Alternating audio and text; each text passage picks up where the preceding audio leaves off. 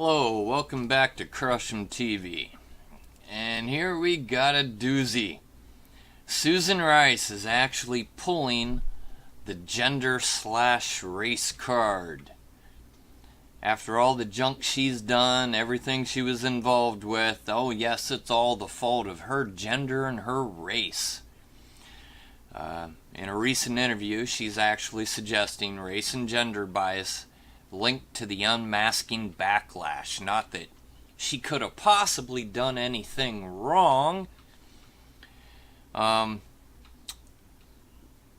Just take a look at this. America has just discovered whatever surveillance former National Security Advisor Susan Rice requested on the Trump administration, incoming administration, is going to be locked up for 5 years in former President Obama's presidential library. That's all.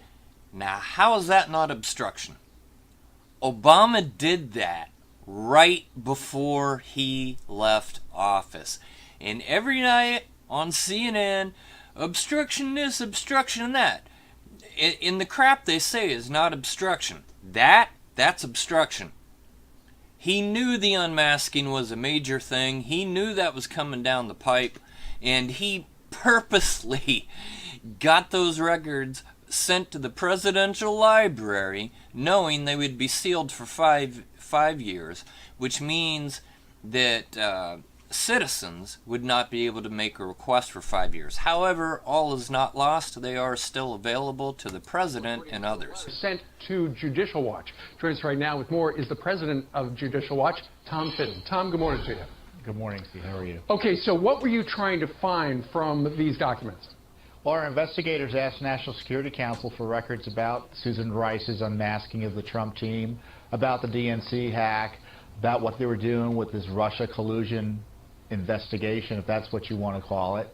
And they gave us a letter back saying they sent all those records, the National Security Council did, to the Obama Presidential Library, and which means that under at least the Freedom of Information Act, we won't even be able to ask for these records until 5 years after President Obama has left office. And they did that without notifying Trump or anybody. It sounds like you're just making that up. That sounds like something out of a movie, but that's the way things work. Unless the president himself, if he were to ask for those documents, they would give them right over, right?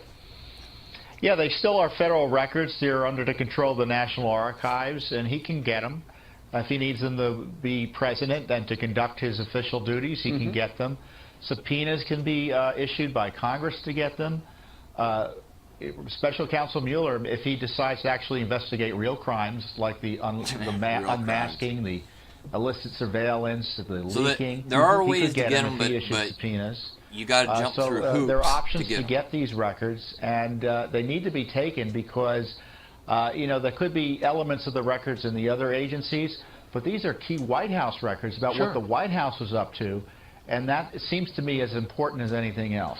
Silly me. I would have thought that because the National Security Council was kind of part of the White House, those things would stay right there in that building forever, in the White House. But apparently somebody wanted to get rid of them and put them over in Barack Obama's presidential library, right? You have to wonder, Steve, when it happened. Did it happen during the Trump administration? Were they told about it? Was this a bureaucratic shell game? I understand when White House records do get archived. Yeah. But presumably folks are aware of what's happening, and someone should have been alerted that, look, these key documents that everyone's concerned about are about to go over to the archives. You want to take a look at them? Should we keep copies of them here so we have them? That's right. It is a curious situation. Let's see what happens next. If Robert Mueller wants them, or if the president himself wants to make them public, that's coming up. I would suggest the White House get them as quickly as possible and don't rely on Robert Mueller, that's for sure. Well, let's hope somebody from the White House is watching right now. Tom Fitton from Judicial Watch. Sir, thank you very much.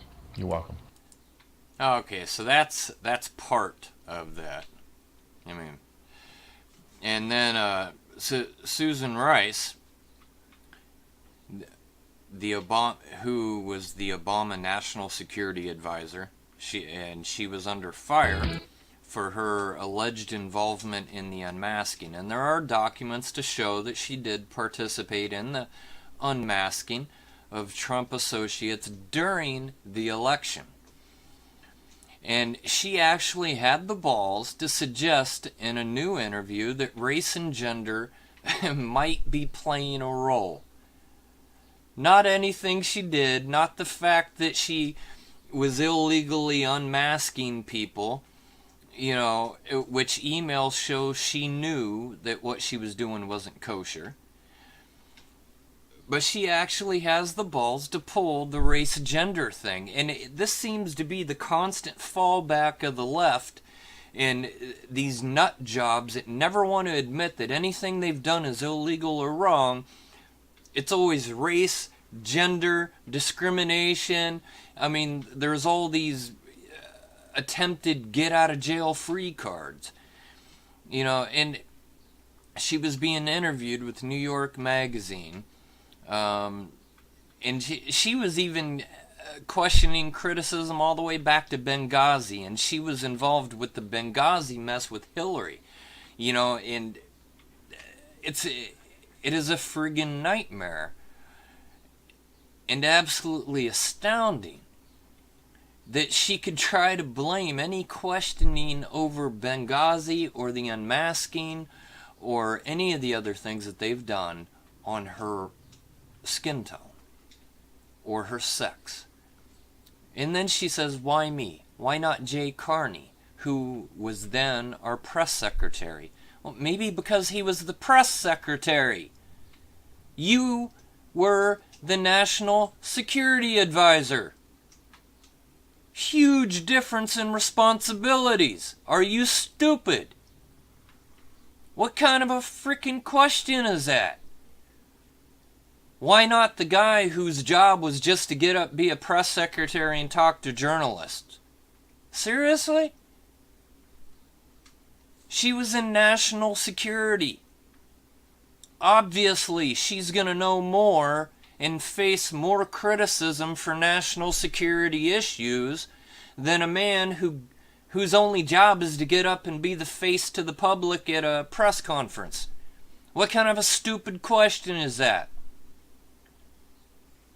I mean, how many people are going to be dumb enough to fall for this kind of sex and race baiting, scapegoating crap? I mean, for me, this kind of behavior is absolutely infuriating that it continues and that people, it doesn't feel like enough people are calling them out on it. Rice also mentioned other prominent, she mentioned other prominent female figures, Hillary Clinton and Condoleezza Rice, suggesting that they're facing ad hominem attacks, suggesting there's a correlation with their sex. No. It's not because of what they have in their pants. It's because of what they did.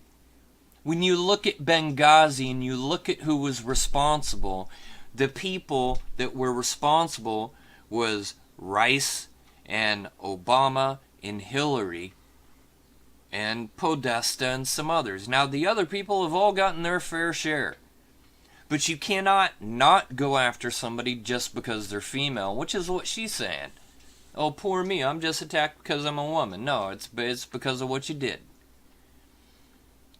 And all the names she named are people who were directly involved with it. Asked about the comments, a Republican on the Capitol Hill, who is an unnamed anonymous source, pushed back. This is just screaming out for attention.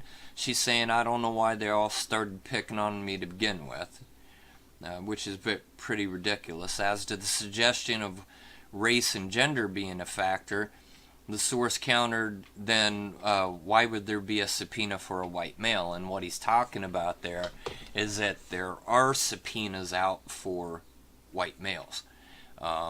Rice is not the only person that's been subpoenaed. They're subpoenaing Podesta and others. They also have subpoenas to people in the NSA, the CIA, the FBI, and yes, it includes males. Yes, it includes white people. It includes people of all skin tones. So who's really being the racist sexist? She is. Rice. she's the one being a racist by even suggesting this and bringing it up. Because she knows what she did. She knows damn well. She knows what they all did. We all do. You know, of course, it still has to be proven in a court of law, but for her to sit here and be pulling this gender race card thing, you know, it really makes it look like it's a last gasp. Like, she's got no other defense left. She's got nothing. So she had to pull the card. That's all she had left. These subpoenas have asked for unmasking information related to 3 individuals. CIA Director John Brennan, former U.S. Ambassador to the UN Samantha Power, and Rice. Of course, you can see they're not all of color or female. She's not the only focus of congressional frustration either. Senator Lindsey Graham, Republican senator, had a tense exchange with the top intelligence community lawyer at a Judiciary Committee hearing. And says he still doesn't have an answer on whether his communications have been monitored. Am I ever going to get the response of my lifetime, he asks. So, he's getting frustrated. Rice told Woodruff on PBS on March 22nd that she knew nothing about the unmasking of Trump associates, but weeks later on MSNBC, she admitted that she sometimes sought out the identities of Trump associates, and you can look that video up, who communicated with foreigners a request known as unmasking in the intelligence community. But then she says, but I didn't leak anything to anybody. So she goes from flat out denying it to admitting it, but then caveating that with saying, but I didn't leak it. Indicating, of course, that she knew the leak had occurred. Rice had initially became a target of Republican criticism back in 2012, 4 years before the election even, for giving misleading information about the origin of the Benghazi terror attack. And if you look back into that, they flat out lied, giving conflicting statements and testimony, and the friends and family of the people involved, have been on record, on video, in interviews, all saying that Rice and Clinton both lied. Rice appeared on all 5 Sunday talk shows to claim the Benghazi attack spun out of a protest over anti-Muslim videos that were produced in California, which is total BS. Former CI Director Petraeus reportedly told lawmakers later that the intelligence community considered the attack an act of terrorism at the time, and 4 Americans were killed in Benghazi, of course, including Ambassador Stevens. That is just extremely sad. With Benghazi and that entire mess, which is too much for this video. If you don't know about it, you should dig into it. The mess over the unmasking and everything else, that this woman is actually going to come out, claim race and gender bias, especially when there's subpoenas out there for a multitude of white males and men in director positions and subservient positions, and there's all kinds, both male and female, involved. Just depends on who had the job. But then some of her comments are outright ridiculous. Like, why isn't the press secretary in trouble? Is basically what she's saying. He's a press secretary. He's not in a position dealing with hiding confidential information or choosing what information goes out. His job is just to do what he's told and to talk about what he's told. She's in the position of making those decisions along with other individuals. So, I'll leave a link down below in case you want to pull this up, take a look at it for yourself, dig into more on your own, and please remember to hit like and subscribe and share it with your friends. And hopefully in the near future we actually get some resolution to these problems, because I know everybody is probably about as sick as I am of seeing these rich elites get away with things that the rest of us would be in jail for. Have a happy 4th of July.